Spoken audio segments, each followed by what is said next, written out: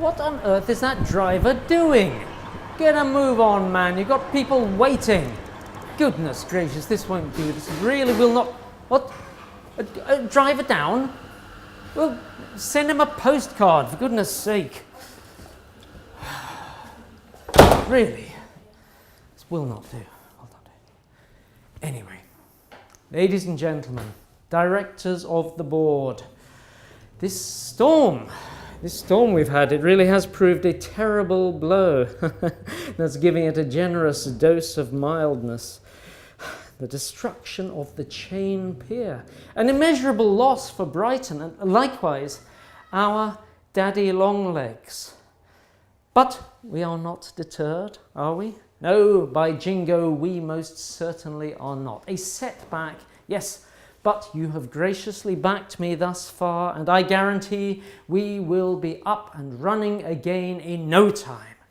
Why, that glorious day of Pioneer's inaugural trip, remember, still fresh in my mind, sun shining most bountifully despite that icy east wind. Was it really only a week ago?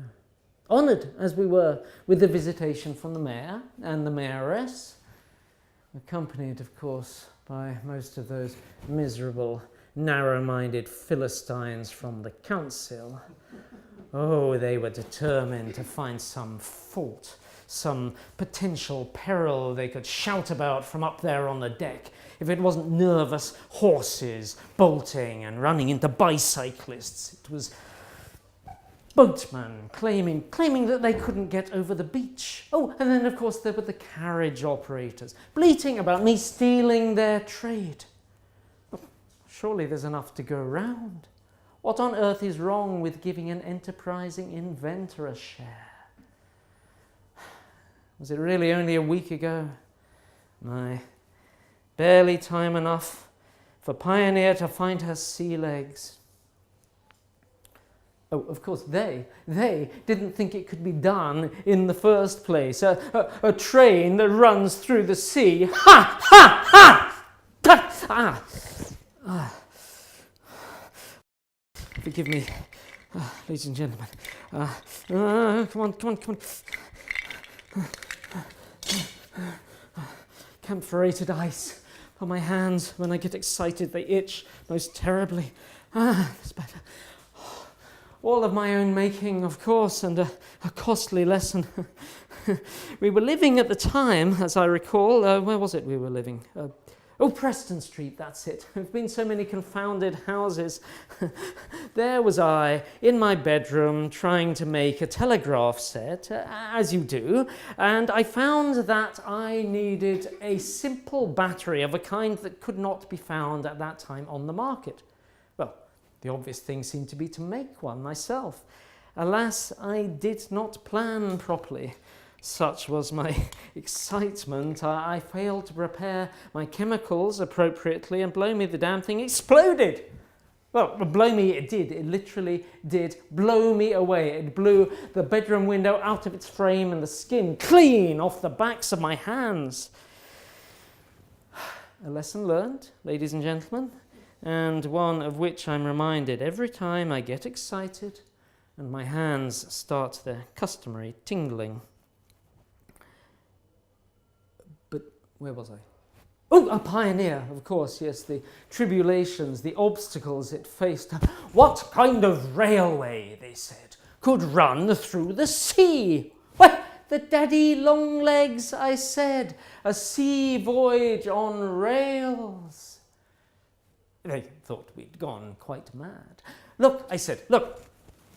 The rails are mounted on concrete sleepers set into the bedrock with 45 tons of car, providing space for 160 passengers. The deck is mounted on 4 23-foot tall long legs. And look, the saloon is railed round at the top to create an upper promenade deck. The overhead cables provide energy for the electric motors at... Ladies and gentlemen, forgive me. You, of course, know what Pioneer's attributes were. I mean, are. You wouldn't have backed me thus far if you didn't. Of course, that was before she broke free of her moorings, rolled down the track at Rottingdean and overturned. Now she lies on her side, a shapeless ruin. Brass rails polished so lovingly only a week ago, now twisted and broken. Shreds of red velvet from a pristine saloon clinging on pathetically. Oh, treacherous sea. How fickle a friend you are. Why did you have to be so treacherously devastating? Well, we must rebuild. We surely must. The damage is not as great as we had feared. Granted, Brighton Terminus has suffered severely, but the jetty itself is not beyond repair, and Rottingdean Pier is almost unscathed.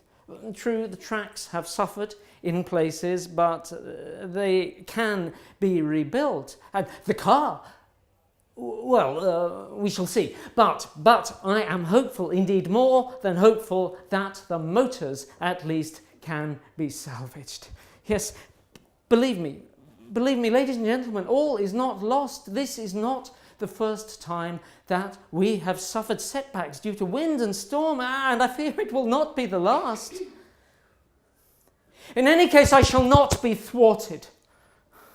No, I shall not be thwarted. We must dust ourselves down and get back on deck as quickly as possible.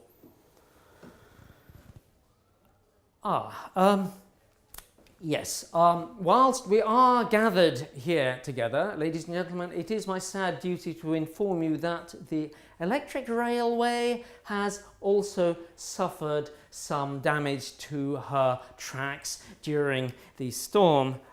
Ladies and gentlemen, I hear your protestations, but I assure you we do have the funds for both.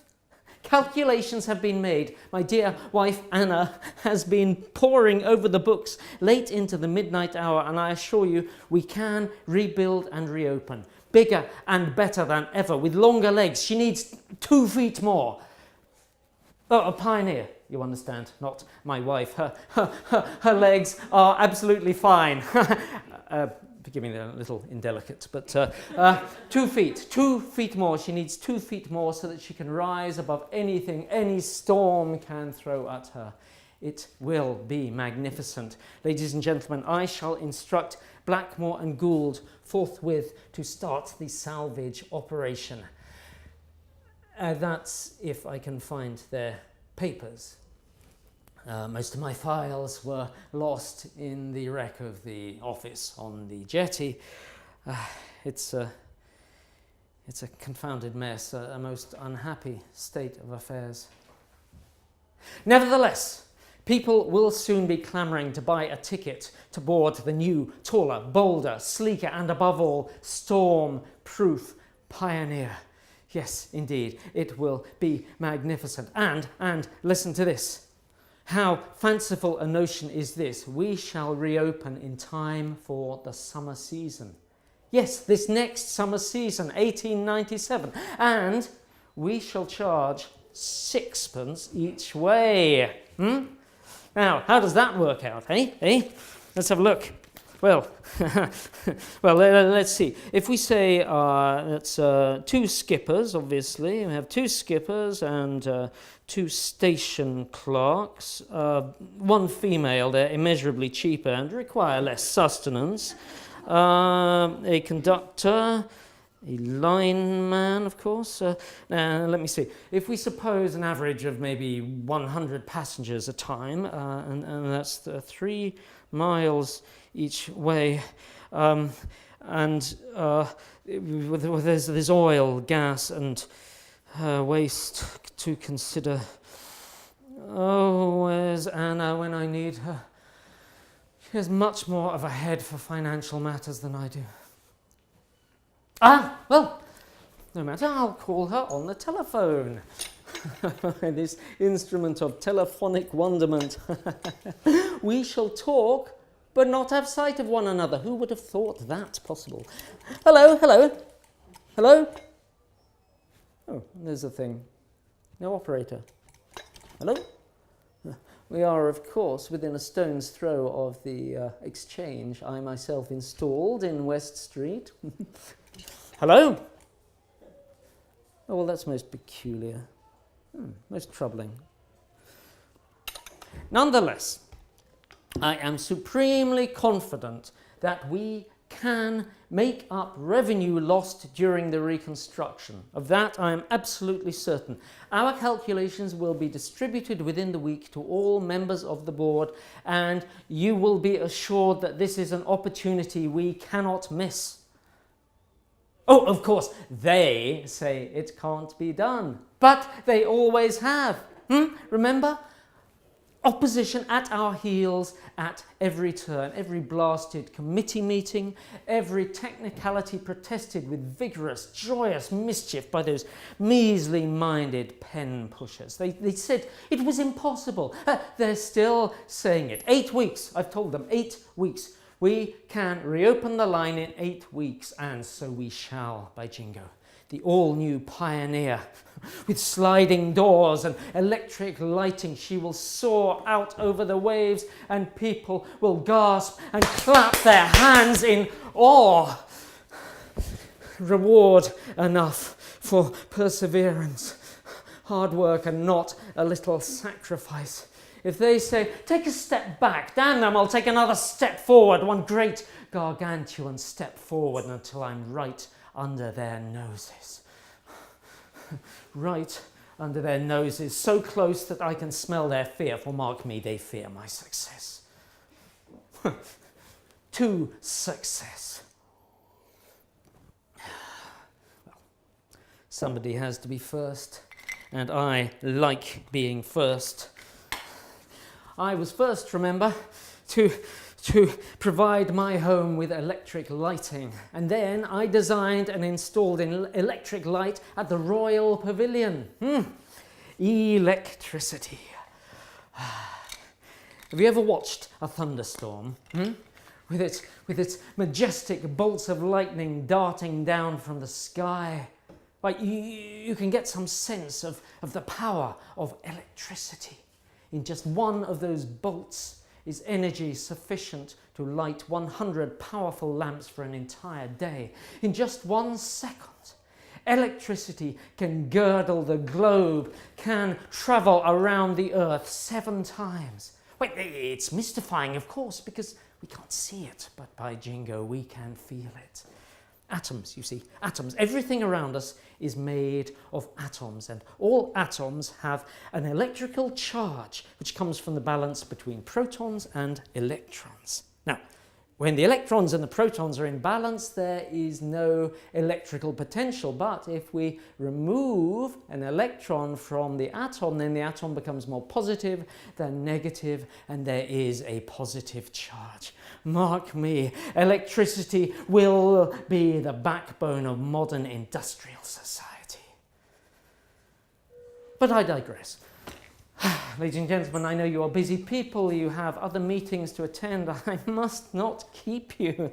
It's just that electricity excites me beyond measure. My mind cannot suppress the roar of possibility, its extraordinary versatility as a source of energy for transportation, heating, lighting, communications. It quite overcomes me. If only we could see into the future, its illuminating potential. But where was I? Oh, firsts, of course. I was talking about Volkian firsts. What else did I do first? Well, of course, there was my time ball. Yes, a first for Sussex. A ball, a hydraulically powered ball. It's not just all about electricity, you see. A hydraulically powered ball that moved up and down to mark the hour atop Brighton's very own clock tower. And what else? What else? Why, of course, I give you Magnus Volk, creator of Britain's first public electric railway. Followed, of course, by the electric motor car and submarine mines, not to say, X-ray equipment for the local hospitals. But how will I be remembered? Will my name adorn a page in a history book, like the great Brunel before me? His magnificently audacious Clifton suspension bridge. You've seen it in Bristol, spanning more than 700 feet. It has the biggest span of any bridge in the world. That, I'm sure, will stand the test of time. Built, by the way, against vociferous opposition, with which I am very, very much familiar. Yes, my time ball had to be stopped. Local residents claimed it made a booming sound at night, and the operation had to be shut down. Booming sound, my eye. An exaggeration beyond sensibility. Oh, the Sultan of Turkey, though, he liked my electric motor car, so much so that he ordered one, and I had the honour of delivering it in person to Constantinople. Well, I say honour. It was, as I recall, an extremely long and arduous voyage across the sea, something of a trial for my delicate constitution. Single-handed, you see. It's all very well, but it can get a little taxing, not to say lonely. 7 children grew to share my table, scampered to and fro amongst the rooms of my countless houses. I only wish I could have heard more of the sound of their joyous laughter. Had I only been an inventor of more time, that would have been quite an innovation. My father had time for me, I do know that. But then so he should. He was, after all, a watchmaker.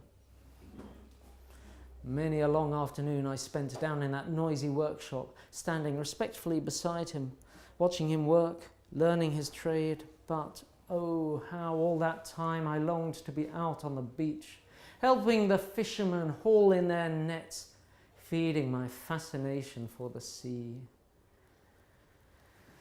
Had I but known then that he would be taken from us so suddenly, so prematurely, I would not have escaped so regularly from the confines of that workshop.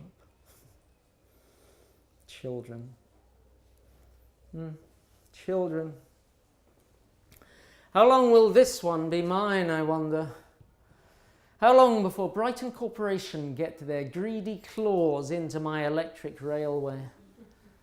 My mind grows tired, you see. It cannot be bothered with tribulations, with leases, botherations of that sort. But ladies and gentlemen, what is that I see on the horizon? Why, I do believe it must be, yes, it is, the beast of progression. It is advancing towards us, bold and audacious in its magnitude. We must not be limited by the dangers that march side by side with progress. Yes, of course, we must be mindful of the past, but also we must embrace the future, for it is inseparable from technical achievements. The best way, of course, to preserve the safety of the future is to invent it.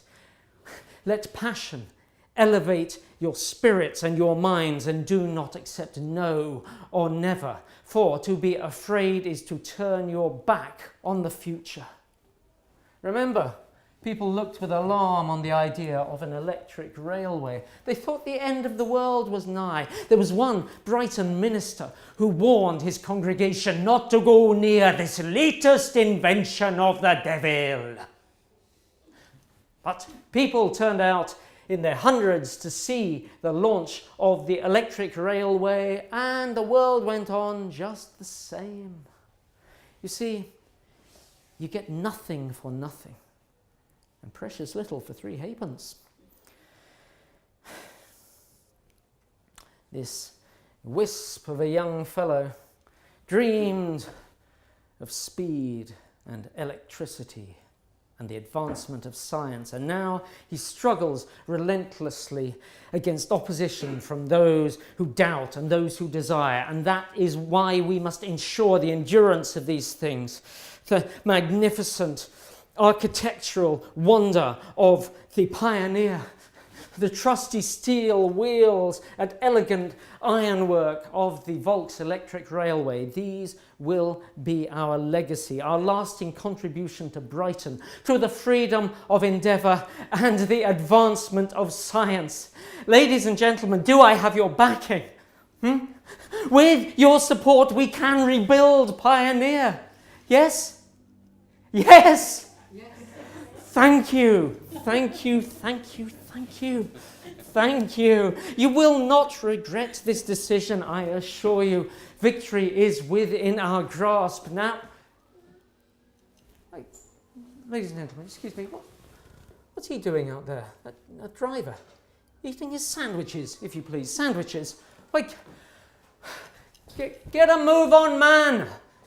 You'll have a queue a mile long. We'll have to run an extra car, clear the masses. Confounded drivers can't be trusted to keep to the timetable.